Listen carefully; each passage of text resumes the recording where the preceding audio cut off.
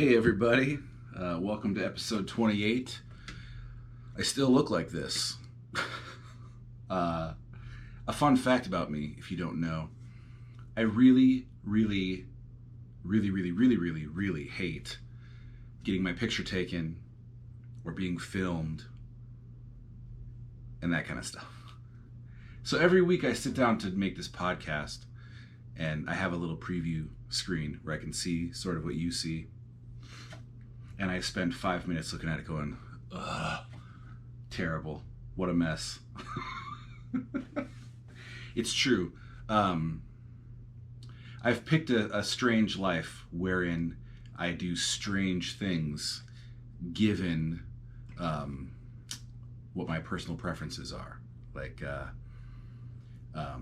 good day at work would be being in a building with a lot of people and standing in front of them and performing and trying to connect. And then a good day off would be not leaving the house, not texting or speaking to anyone, just being with my wife and son and not being seen. And that's a strange thing that I have yet to figure out or explain even to myself. But we're here, and this is what I look like, and this is how musicians exist right now, so this is what I'm doing. And I've said before, if people weren't reaching out and saying that they enjoyed the podcast and that they got something out of it beyond entertainment, I probably would have quit doing it because I really do hate it. My friend Dave Jackson is a photographer, and every year he tries to take my picture, and every year I just feel so bad because I make it so difficult. I really hate getting my picture taken. But you know what, though? I think that extreme is better than the alternative.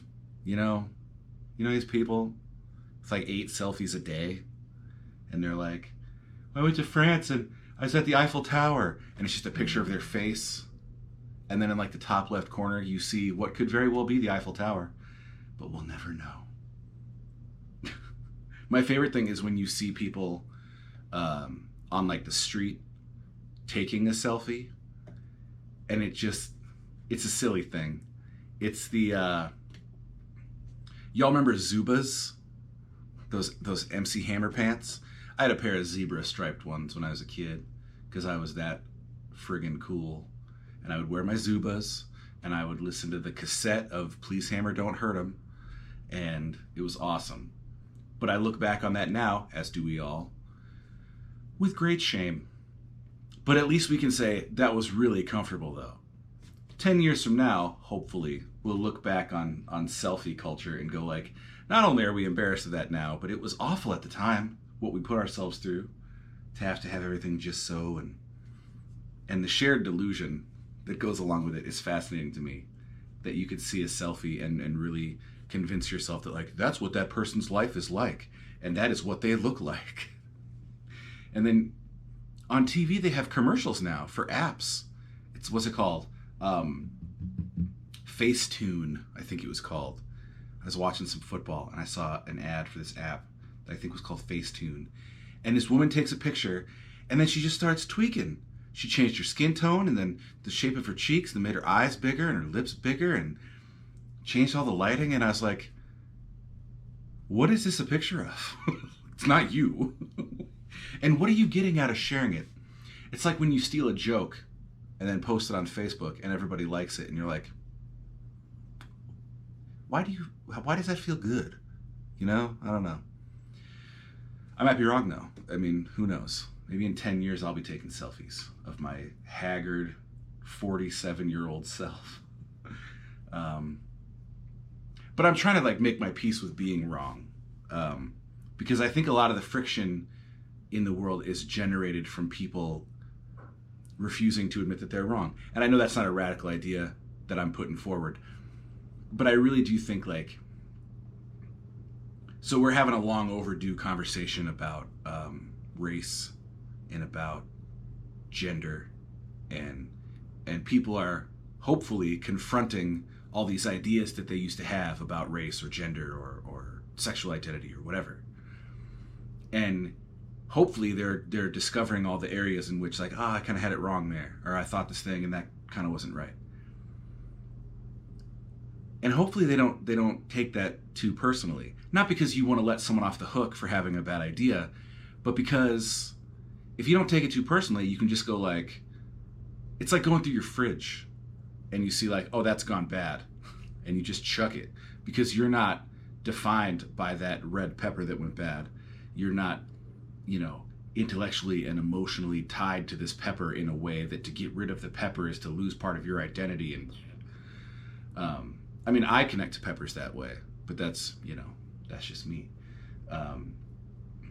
So I think we should hold all our ideas a little more loosely. So if we realize one is bad, we don't have to say, I am bad and I don't want to be bad, so I have to deny that the idea is bad to preserve my idea of myself. We can just go, and wouldn't that be great? And I also think it's good to give people the space to say things that they think. Like last week on the podcast, I said a bunch of stuff, and while I was saying it, I was saying, this could be wrong and that could be wrong. And I think it's important because sometimes just in saying something out loud, you can realize for yourself, like, hearing myself say that, I realize like that might not be totally right. And a lot of times as a listener, you can have no idea about a topic and you can hear someone talk about it, and your first thought about this topic could be like, well, I don't agree with that. My ideas about immigration, for example, first came from hearing different ideas about immigration and going, well, definitely not that. You know what I mean? Like, definitely not put up walls and take away people's humanity if they cross this imaginary line, and definitely not never empathize and think about where they're coming from, and definitely not ever thinking about a kinder way to solve this problem and maybe making the place they're coming from better, and all this kind of stuff. All I first heard was like, we got to keep them out. They're not like us. And I went, And before I had a right idea, I was just able to identify the wrong idea. And it might not be a great example because that wrong idea was very damaging, but for me, sometimes just hearing something wrong can start me down the path of deciding what I think is right. So I think it's important to give people the space to speak freely and be wrong, but it's also important to not abuse that space. Like, we don't need more people purposely saying offensive things and going, oh, freedom of speech. It's stupid.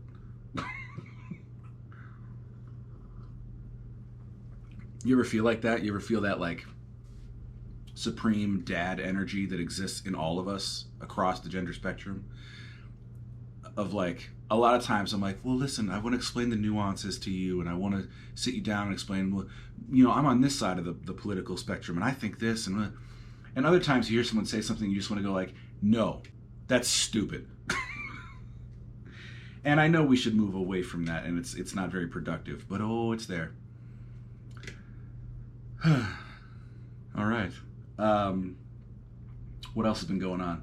I've been watching a lot of people have the conversation about pacifism and saying that they're pacifists, but. And that inspired me to look up the definition of pacifism. And the definition I found was, and I wrote it down here, the belief that any violence, including war, is unjustifiable under any circumstances, and that all disputes should be settled by peaceful means. And there are some philosophies of pacifism that do allow for like self-defense and that kind of thing.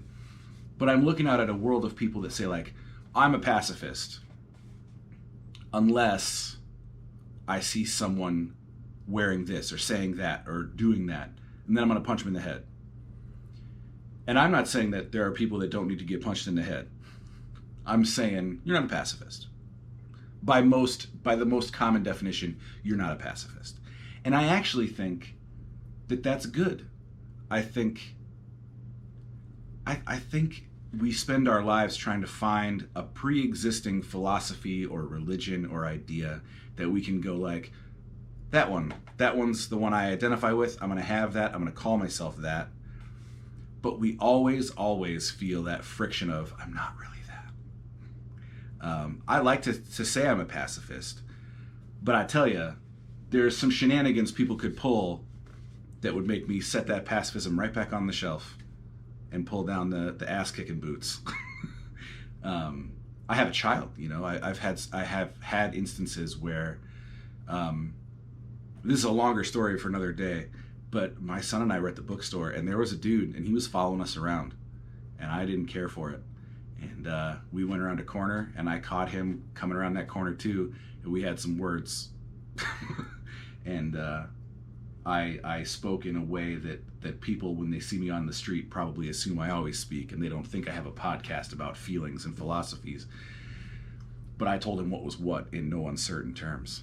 And never saw him again. It's the damnedest thing. And realizing that, like, I'm really not a pacifist. I would say 99% of the time, in most scenarios, I am a pacifist. But I have been in situations where I knew instinctively pacifism is not the tool for this job.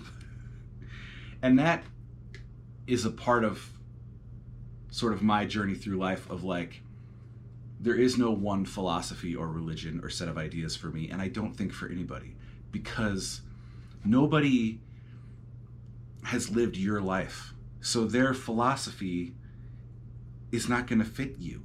There might be really good stuff in it, and that's why I'm a big believer. I always say, like, find it where you find it. And I have pieced together a philosophy that's always evolving, and maybe a spirituality, maybe, from a lot of things. From, you know, a Willie Nelson book, and a comedy book by a guy named Pete Holmes, and a podcast that featured the singer for a hardcore band called Every Time I Die, and a talk from David Foster Wallace. And recently I heard a Bible verse that I was like, oh, that's really good. I like that. I'm gonna hold on to that. I don't go for everything else that's in that book. But I was talking to a believer friend of mine, a Christian dude, a while back, and I was saying, like, you know, everything that's good about what you think, I'm free to use, but there are some things that I think that are good that the other stuff you think doesn't allow you to access. And we had a really good conversation about that. I have a lot of friends that believe a lot of different things, and we have really good talks about it, which I think is an important part of life.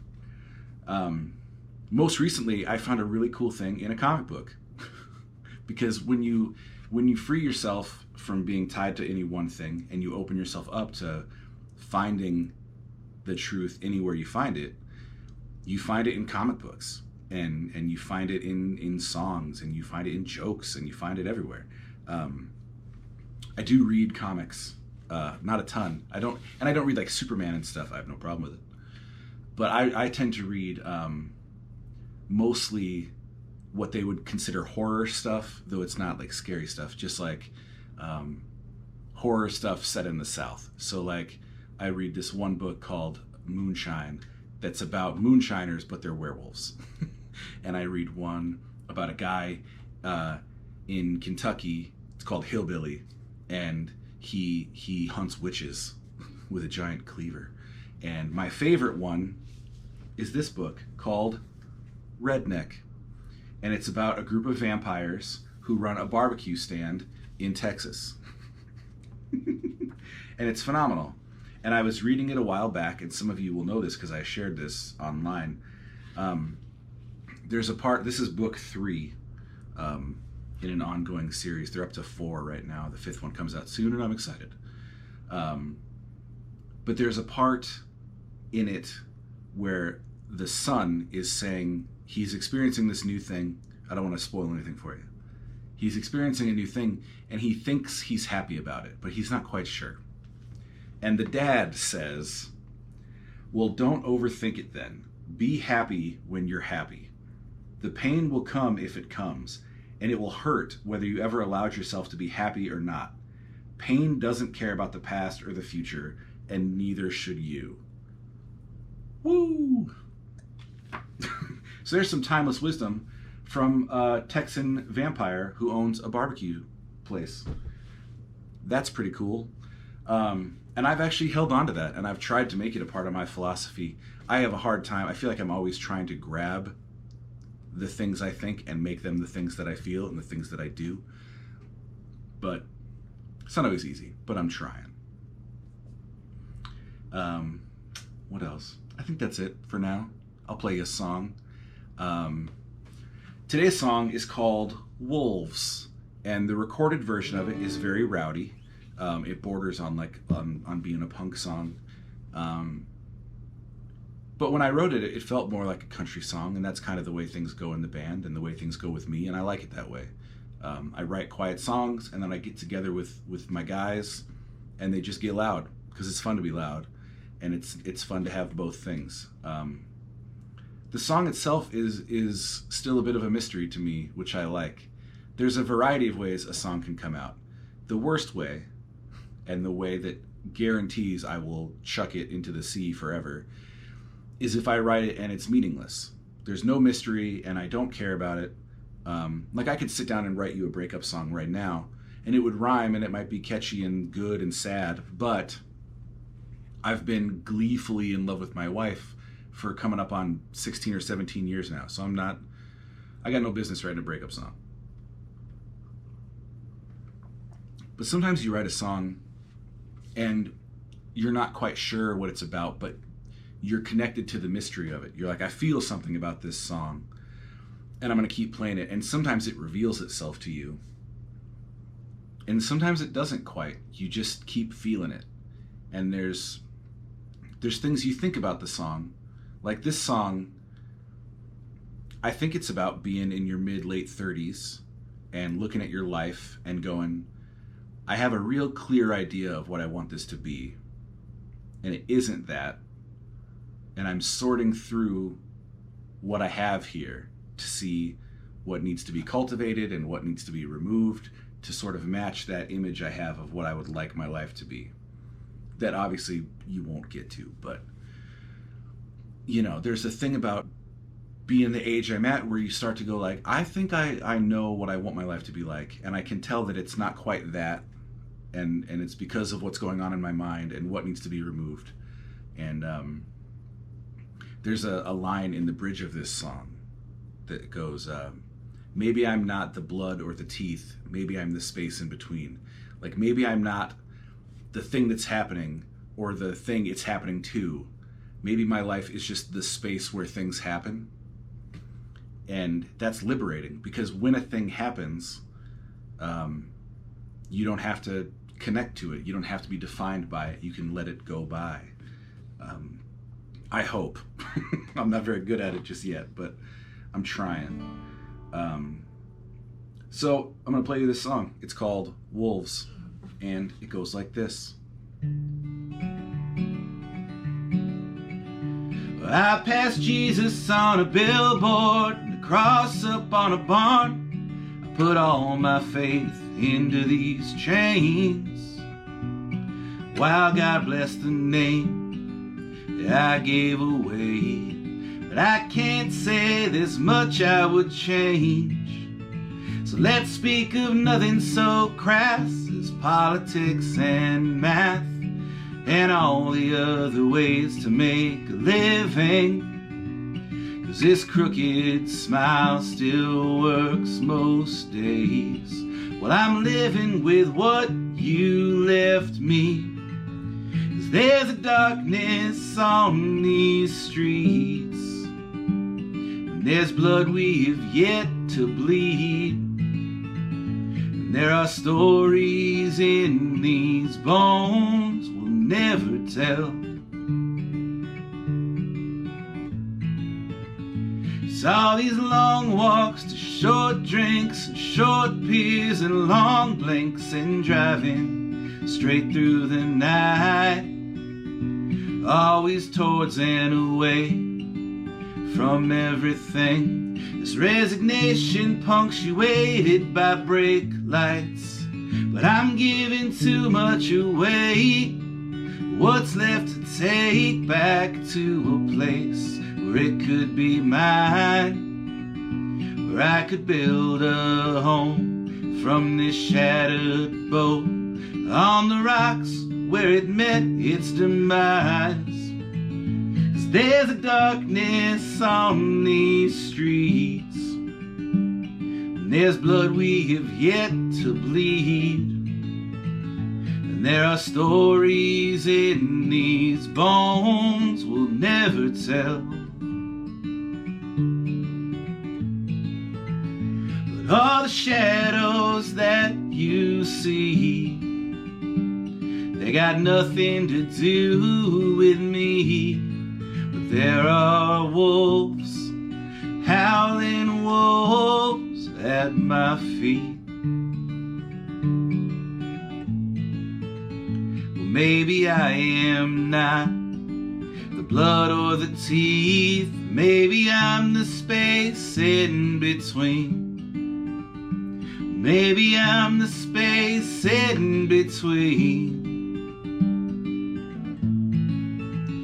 'Cause there's a darkness on these streets, and there's blood we have yet to bleed, and there are stories that these bones could never tell.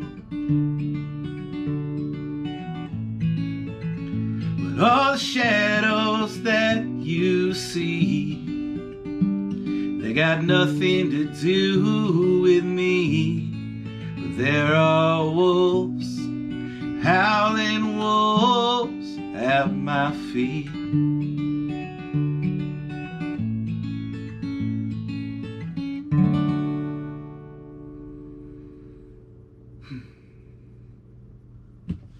All right, thank you. Let me get you some recommendations and get you out of here. I've been thinking about the format of this, whatever it is, this podcast, this show, this whatever. And if you guys want to respond in the comments or whatever, are you enjoying the recommendations? Are you getting something out of it? Are you finding stuff you like?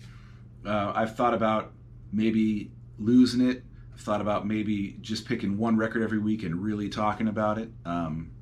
Let me know what you think. If you like the 2 records every week and just a quick, like, here's why it's good, let me know what you think. The first one for this week, Chris Shiflett. This record is called Hard Lessons. Chris Shiflett is most known for being one of the guitar players in the Foo Fighters. And he's great. He's a very good guitar player. He has a signature guitar that I actually own. It's very cool. I bought it at Mike's Music in Fond du Lac, Wisconsin. Check him out. This record is his 4th solo record, and it's great. It's like country rock and roll with a lot of big guitars. He always has really, really great guitar tone. But they're like a bar band, and they just play nice, kind of stompy. You know, if you were going to drink 6 beers, do it while you listen to this record. There was some debate in the Gold household over which song I should recommend to y'all. Because like I said, I listened to the records the day before or the morning of the podcast, so I'm fresh. And I was listening to this last night, and I was going to recommend track number 1. And Ollie agreed. And then Tori said, I think track number 2. And then track number 3 hit, and I was like, I think that. But Ollie still thought number 1. So the 3 of us are divided, which is a good sign. It means it's a good record. But as I do in life, I'm going to go with Tori and trust her instincts and tell you guys to listen to This Old World with its chorus of, has this old world lost its goddamn mind? I hope you're doing all right. That song might come in handy as you're watching this on a Wednesday when the inauguration takes place. So I hope you're doing all right. I hope you enjoy Chris Shiflett. And if you're not into bar band country rock, check this out. This is a record called Foreverly by Billy Joe and Nora. Billy Joe being Billy Joe Armstrong from Green Day, Nora Jones being Nora Jones. And I don't spend a ton of time with either one of their musics. As individuals. I don't listen to a ton of Green Day. I don't listen to a ton of Nora Jones. I got no problem with either. It just, doesn't happen a ton. But this record intrigued me because it's them presenting in full the Everly Brothers record, Songs Our Daddy Taught Us. And they recorded it together in 9 days. And it's great. The harmonies are really good. I love the Everly Brothers, so I wanted to check this out. And this is a good record to just have on, and it's kind of soothing and calming, and maybe that's what you need. So whatever direction you're going this Wednesday or this week, one of these records should do it. And read Redneck. It's real good. So that's it for the podcast this week. I know if you watch this the day it comes out, it's Wednesday. That's stressful. I feel that too. And none of the news we're getting is very soothing and telling us to be less stressed.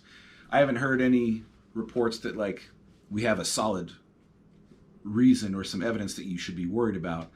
But I know that's just the vibe of the world right now, that Wednesday could go a lot of different ways. And I hope you're doing all right. I really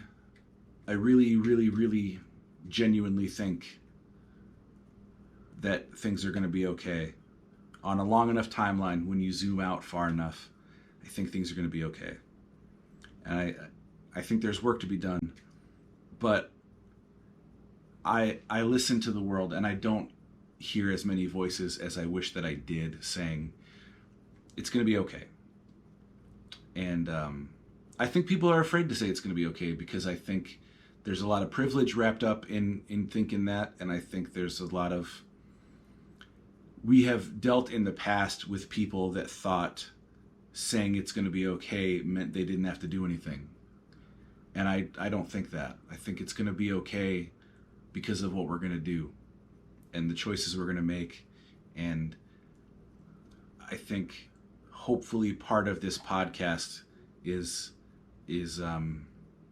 sort of hitting on the point that the first work to be done is with ourselves and our ideas about the world and about ourselves and about race and gender and all that stuff.